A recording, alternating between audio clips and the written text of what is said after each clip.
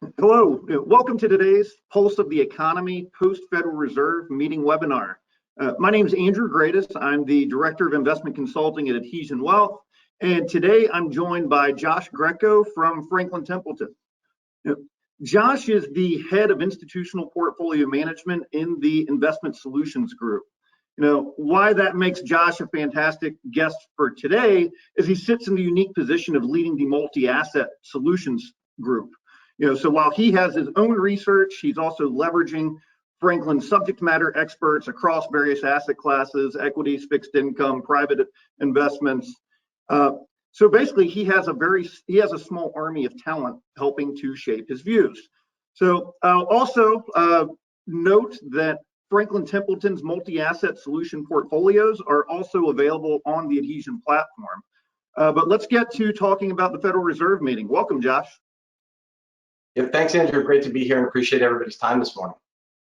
Great. So, diving right in, ahead of the Fed meeting, the market was expecting a 50 basis point increase in the federal funds target rate. They also were expected to announce start to wind down the $9 trillion balance sheet. So if you could just start off with the overall summary of what the Fed did yesterday, and were there any surprises?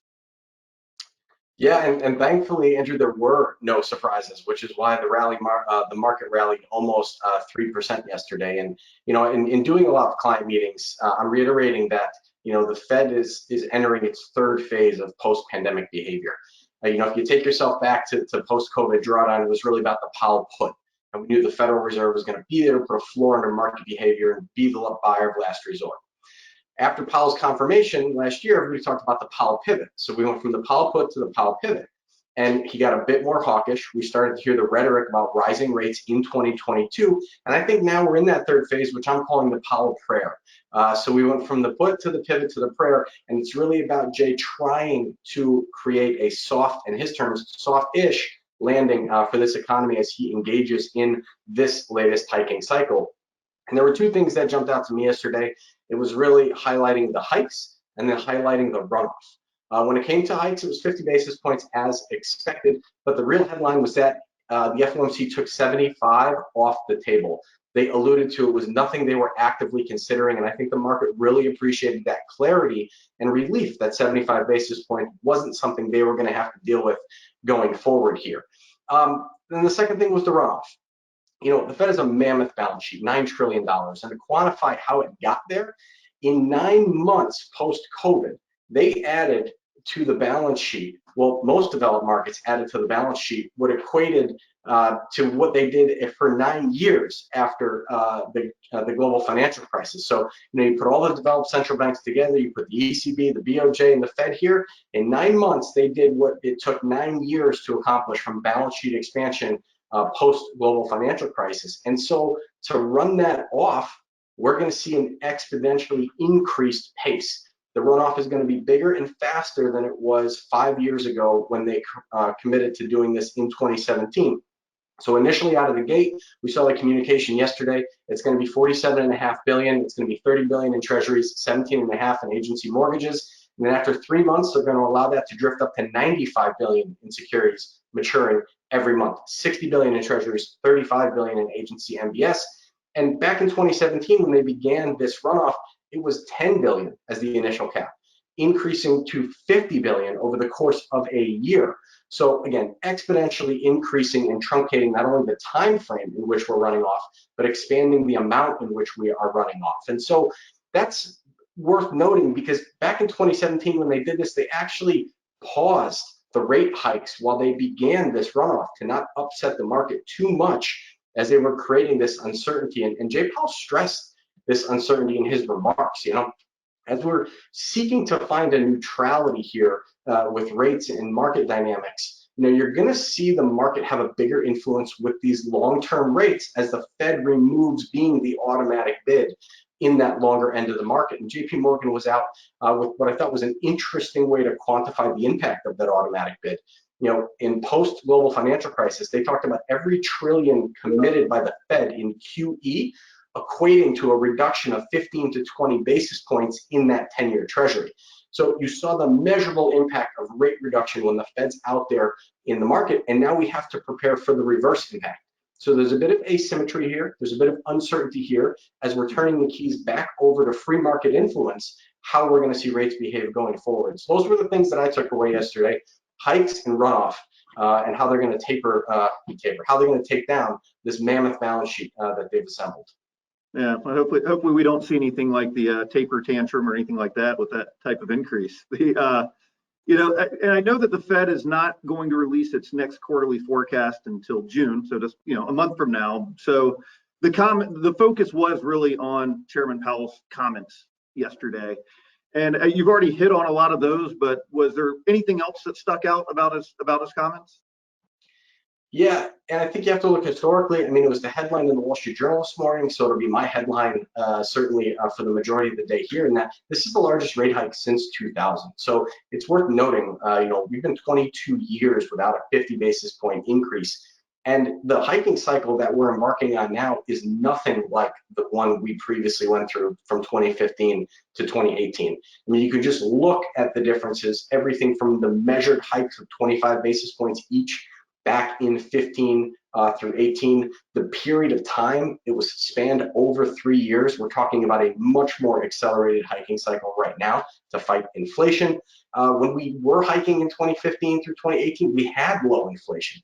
That was not really a concern. And we had an improving unemployment rate almost that entire time, trending from right around 5.5% right down through the high threes. So there were very different dynamics when they began that hiking cycle relative to now. And for the next update, when they publish those surveys, it's going to be very interesting to note any revisions. In looking at their latest forecast from March, you saw the unemployment rate still at 3.6% through 2024. So it's going to be a challenge to manage inflation, which we know they're trying to target explicitly, with employment running at that levels and a job market still that tight.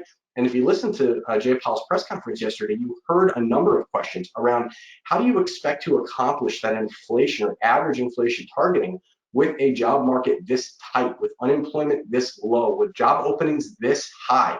And so that is where I think the challenge is going to be. And that's why I'm looking forward to those updated forecasts, Andrew. I think we're either going to see a Fed start to rein in and hopefully adjust some of those forecasts, or we're going to start seeing some genuine concern as things aren't moving as fast as they think they're going to move here over the next 3 months. That's great. I remember that previous tightening cycle, it seemed like it was more about creating dry powder, because we didn't have inflation. But I have to question, what's the real goal of these rate hikes? I mean, obviously we have very high inflation, but that seems to be more supply chain driven. Will rate hikes be effective at curbing the inflation that we're seeing right now? Yeah, and that's a great observation, Andrew. Is the past hiking cycle was really about creating dry powder, getting off of zero, getting some degrees of freedom for Fed policy to control demand. I was joking with a colleague yesterday that it's 2022 when Jay Powell finds himself between a rate and a hard place, as they're trying to do a number of things: create degrees of freedom for themselves, slow demand, temper inflation, loosen up the job market. And so certainly between a rate and a hard place is a tough spot to be the Fed chair, but that's why he is where he is. And as far as the goal of these rate hikes, which was this question, is he was pretty explicit yesterday. The Fed needs to slow demand. They need to slow it for goods. They need to rein in job openings. Their dual mandate is price stability and maximum sustainable employment. And if you try to break into each one of those, inflation, what's interesting about inflation is the driver of inflation has really changed over this past year and a half. When we initially started to see signs of inflation, it was really demand pull inflation. We had too many dollars chasing too few goods, a lot of it driven by stimulus that was delivered directly to the hands of Americans, and that created initial inflation. So that was a demand pull. The baton has been passed now to supply shock inflation. And so that initially started with supply chain disruption where we couldn't get goods onshore. It's now transitioned to the reduction in supply in very key areas of energy and food. And so it's been a bit of an inflation relay race as we went from demand pull. The next lap is supply shock, and we'll see here what the future holds, but you cannot ignore the significant risks we're seeing right now. The shipping delays are rumored to come back. You're looking at what's going on off the coast of China, and look at where the tanker boats are docked offshore, because zero COVID is preventing access to a lot of ports. And we've read about zero COVID, and I just want to quantify how impactful that can be. You look at just two cities that are going through zero COVID right now, Shanghai and Beijing. That is 50 million people that are now asked to not participate in the economic growth and manufacturing cycle of China, which we know is renowned as the world's factory. So I think that will be a significant issue. It's restricting the manufacturing and shipping and supply chain of goods. And you put on top of that what we're seeing right now in Russia and Ukraine, which is a humanitarian crisis. The food inflation, the food instability in that region is going to be huge. And so, that's worth noting, is that impact can be extremely durable. I mean, we're talking about agriculture here. You can't just plant a field tomorrow. There needs to be preparation. If the previous year's grains aren't harvested, there's a cycle that needs to take place to get fields prepared to receive agriculture. Everything from plowing to refertilizing, which we know is extremely expensive right now, all the way through the manufacturing and planting of the future crop. So big issues there. But the Fed needs to slow demand and hopefully ultimately cool inflation. We need the cost of capital to increase. We need monetary policy to tighten. We need to create a less accommodative environment for growth, and thus removing the upward pressure on prices. So, the first part of the Fed's mandate, that stable prices, that's where we're seeing a lot of headwinds to creating a stable price environment. The labor market was Jay Powell's other area of conversation during his press conference. And, the employee cost index is rising. It was something the Fed paid attention to at the end of 2021. We're seeing it continue to rise here. It's something that I anticipate we'll be hearing the Fed pay even more attention to here in the future. Wage growth is rising. We're seeing that. Job openings are massive. He talked about this and quoted specifically the 2-to-1 ratio of something like 11.5 million job openings for around 6 million unemployed workers. And so that is tremendously tight labor market. It's driving the wage inflation. And discussing, again, with a colleague yesterday, some of these remarks, we were joking that right now we are sending candidates thank you letters for interviewing. It used to be the other way around. And so it's a really remarkable dynamic that's happening in the labor market. But you're looking at some alternative indicators. We're seeing Indeed, which is obviously a job posting website, we're seeing their posting levels start to roll over. So maybe there are some signs of a cooling labor market, but we aren't seeing too many of them yet. So just looking at these kind of coincident indicators, you are seeing job openings come down though in very specific areas. Leisure and hospitality was one that in the latest jolts versus 3 months ago, we've seen leisure and hospitality come in. That's a bit of a paradox because that was one of the areas that out of the gate to resume that service sector really took off, drove a lot of the wage inflation. And so you're seeing that start to rein in a little bit. And regardless of what we're seeing in wage growth, with inflation at these levels, we're seeing real incomes fall. And that's, I think, the story that's always getting buried here. We're seeing wage growth, and that's great, but it's being eaten up by an inflation rate that's running too hot, and that's what the Fed is trying to bring back in line. Sure, yeah, and sort of with that, trying to slow down demand is sticking with the economy. Growth contracted 1.4% in the first quarter. Some of the economists are saying that this is more transitory based on trade. But these other measures to maybe reduce demand that could help contribute to it in the future. So, what are your thoughts about our current rate of growth and what these rate hikes, the impact could have on them? Yeah, this is going to be a grind, Andrew. No way around it. Midday yesterday, we were sitting through our macro research meeting, and what we were highlighting as headwinds for the U.S. was U.S. inflation. Of course, we're seeing monetary and fiscal policy not be as accommodative as it used to be and as stimulative as it used to be. We think these are going to be headwinds. At Franklin Templeton Investment Solutions, you mentioned in your intro, creating our own research forecasts and leveraging a lot of what the broader Franklin Templeton firm has to offer from some of the specialized investment managers. But internally in our division, our latest forecast we are below consensus growth and we are above consensus inflation over the next 12 months. We're looking at a first quarter 2023 GDP of around 1.8% versus consensus, which is 2.5. So we think we're going to come in at a lower growth rate than the broad market is expecting right now because of these headwinds. And on the flip side, we are running above consensus on inflation. So first quarter of 2023, looking 12 months out, we see 4.5% for inflation. That's above consensus CPI, which is 4.3. So we think we're going to have a grind here. We're going to see the impact from lower growth. We're going to see a bit of inflation persistency higher than consensus. And these are going to be headwinds. We've all heard about energy costs. They're high. There's no doubt about it. The only silver lining in that energy cost level right now is that spending as a total percent of spending is under 5%. And if you look back to the early 70s, it was 9 to 10%. And that's a decade and a generation a lot of folks are making explicit comparisons to now. It's important to understand the spending on energy relative to overall spending. I talked about that service sector recovery. We're seeing a bit of softness in the jolts in leisure and hospitality, but we're opening, but we're not opened yet. We have a while to go before we resume and re-hit that full trend of services consumption and production. So we think that the growth is still there, but we're not all the way back yet, and that needs to be noted. And then excess savings, we're going to hear about that a lot. We're going to hear about the consumer being in great shape. The twist with excess savings is that it's highest among the populations with the lowest propensity to spend it. So we're seeing this excess savings, this cash on the balance sheet. We're seeing above trend retention of capital. The problem is it's happening in the areas and amongst the tranche of consumers that aren't going to spend it or don't need to spend it.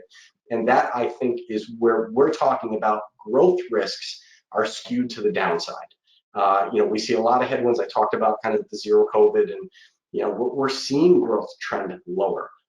Just before we began this webinar, there were some stats coming out. We're seeing productivity down. I believe it was quarter over quarter, and that's a byproduct of what's going on with excessively high, wage growth and hiring relative to the overall production and growth of the economy, which you mentioned was down, and so that's. There's a lot going on, and we think it's going to be a grind, which is why we're pretty cautious right now. I think some people would love to pin the decrease in productivity on making people come back to work. It's no, we were better off at home. We won't dive into that one though. Prior downturns in the economy, there've been a few where it's been the Fed getting a bit overzealous. We've certainly seen that a good handful of times. The market seems to be pricing in 50 basis points or more increases in the next 3 meetings. Any thoughts about the pace of the rate hikes, and where do you see that going? Yeah, and that was one of the big questions coming into this, and listening to Jay Powell yesterday was, what are we in store for here? We took 75 off the table. That's great. What's the frequency of the 50 basis point hikes? We're pretty confident that the FOMC will stay with the frequency that falls around the remaining meetings. I only mention this because for anyone on this or watching this who lived through the early 80s and was a market participant in the early 80s, in the 3 months in the fall of 1980, we saw the Fed funds rate increase 10%. I'll say that again, 10%. There were weekly hikes of 50 to 100 basis points as the motivation and need to cull inflation was the #1 focus of the Fed. And so, here we are with the FOMC meeting every 6 weeks talking about 50 basis points, which sounds tight now. It's not the weekly increase of 50 to 100 basis points that we went through in the early 80s. So we're confident that we'll stay on the remaining FOMC schedule, but it's a tough exercise. You just look back at the dot plots, and I did yesterday as we were getting ready for this, and you're seeing obviously a high degree of data dependency from the Fed, full stop. If you look back at the dot plots that were published in the fall of 21, you saw we had 1 rate hike forecasted in 2022, and it was going to be 25 basis points. And we were debating when it was going to be first quarter, second quarter, third quarter.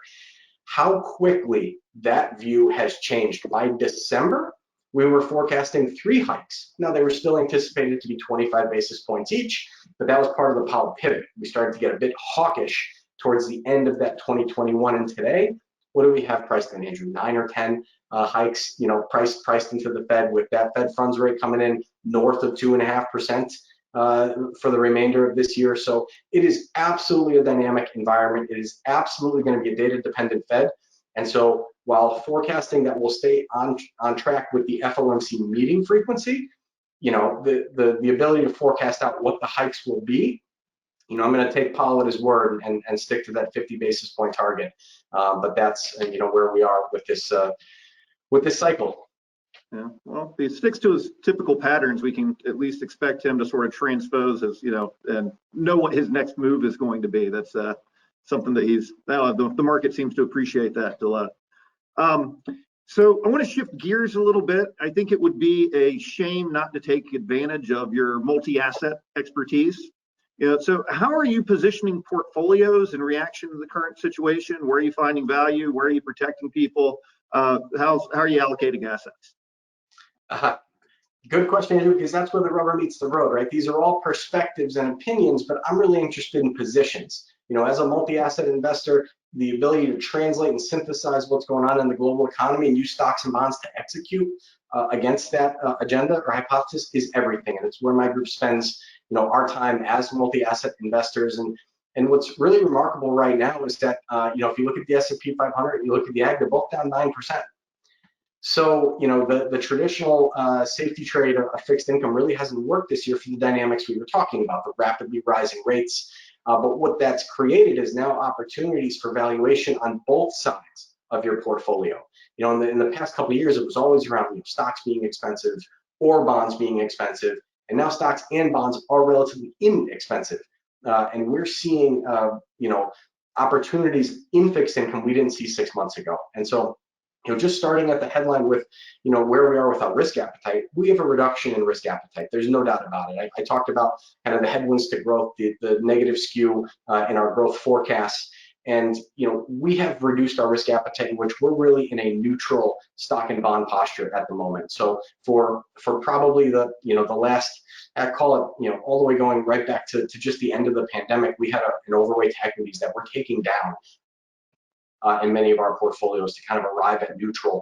That's driven by a couple reasons. Number one, the risk environment. Number two, we're seeing attractive options in fixed income we didn't have when equities we thought were the best alternative for total return. And within equities, we still prefer the U.S. That's our preferred region.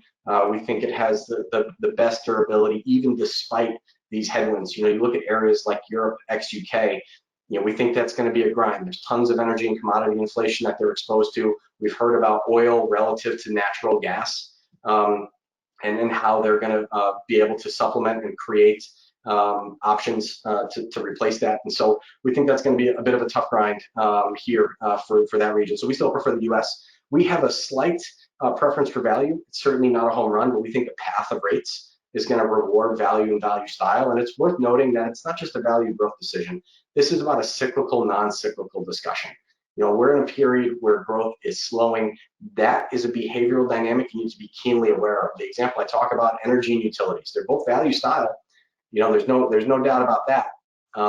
Is that they're both value style.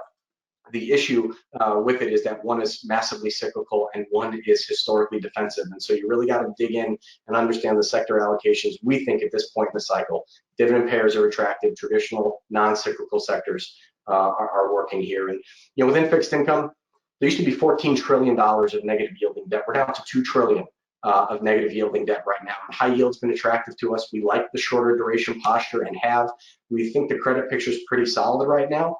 But lately, you're seeing us go back into higher credit options for two reasons. We still believe the credit picture is good. I mentioned that, but we also think rates are at a level now where you're getting attractive compensation in some investment grade options, and we're going back towards that as a potential play in fixed income. So, this is a period of time where I think professional advice, professional allocation guidance is everything. We have model portfolios that we deliver to Adhesion Wealth that have this built in, the active portfolio and asset the active portfolio management and active allocation construction is something we believe is so valuable right now. That's something we're delivering into Adhesion Wealth. We're very proud of the partnership we have with you all.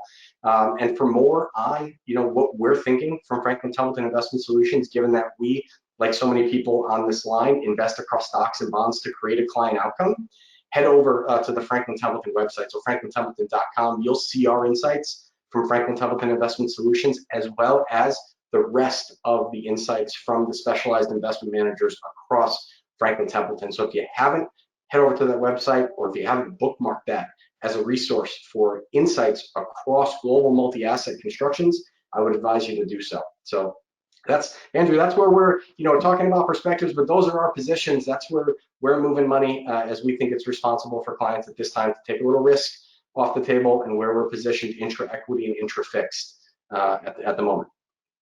No, that's great. And finding some value in some areas, but I don't think anyone's kidding themselves that it's time to turn on the risk. So if any of our attendees are interested in learning more about the Franklin Templeton multi-asset solution portfolios, certainly feel free to contact Adhesion. We're happy to put you in touch with Franklin Templeton. And Josh, I really appreciate your insights today, and thank you for sharing that with everybody. And I think that at this point, that concludes our call for the day. Great, thank you, everyone. Thank you.